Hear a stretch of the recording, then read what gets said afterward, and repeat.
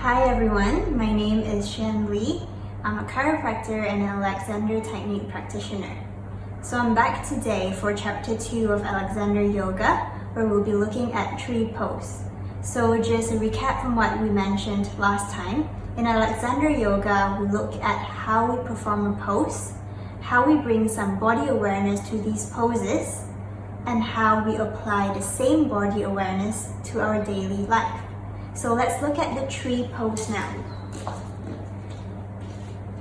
So tree pose, basically you stand with your feet barely close to each other, and then what you do is you slowly lift up one leg and then balancing on the other foot, you're gonna pop your legs this way. Some people like to do it this way, but you can do it this way, whichever you like, and then you can slowly lift your arms up to the top. So with this pose, there's a very important thing that you need to look out for, which is how you actually lift your leg up. So a lot of people think that, oh, okay, the aim is just to balance. So I'm like, okay, just gonna, no matter how, as long as I get my leg up, I'm fine. But we actually want to look at the way we do things, so how we actually lift the leg up. So in order to lift your leg up, you want to make sure that your pelvis is not dropped. So a lot of the times when we start to lift this leg up, if this muscle is not strong enough, we tend to tilt down this way.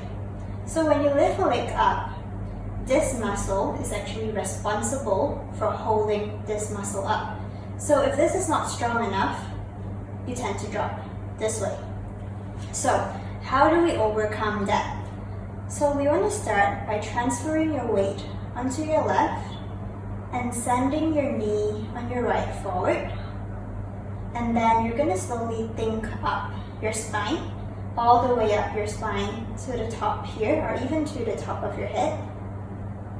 So you're barely moving your pelvis, and then slowly keeping it that way. And same, keeping up the center all the way to the top of your head, and now to the top of your hands. And again, as we mentioned with the Warrior One, you don't want to be shrugging your shoulders up this way. You still want to keep a nice width and expansion through your shoulders. Okay, so another thing to look out for when you're doing this pose at home, make sure to do it on like a yoga mat or like a carpet. So, because if you do it on a flat concrete floor, sometimes you might hurt your ankle. Now, let's look at how we can apply this into our daily life.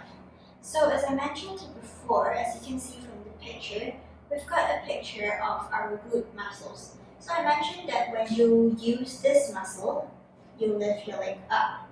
So, if this muscle is not functioning, you drop this way. So, now let's apply this to walking. So when you walk, your back leg comes up. So I'm sure no one walks like that. So no one shuffles their feet on the floor like that.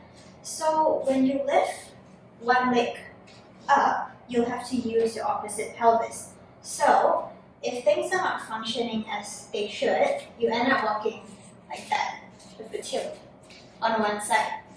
So have a notice to see if anyone in your family or your friends walk with a tilt just on one side. So why is this bad? Because from a chiropractic perspective, if you keep tilting your pelvis down this way, eventually it will get stuck in this position, and then it could cause a lot of compensation and misalignments, not only through here, but up through your whole spine. So this could be one of the contributing factors of a lot of low back and pelvis pain. So have a play with what you've learned today and start to observe yourself or your family members to see if you may be walking with a bit of a tilt. So thank you again for tuning in today, and join us tomorrow for another chapter of Alexander Yoga, where we'll be looking at how to release muscle tension. So till next time, remember to take health into your own hands, and I'll see you next time. Bye!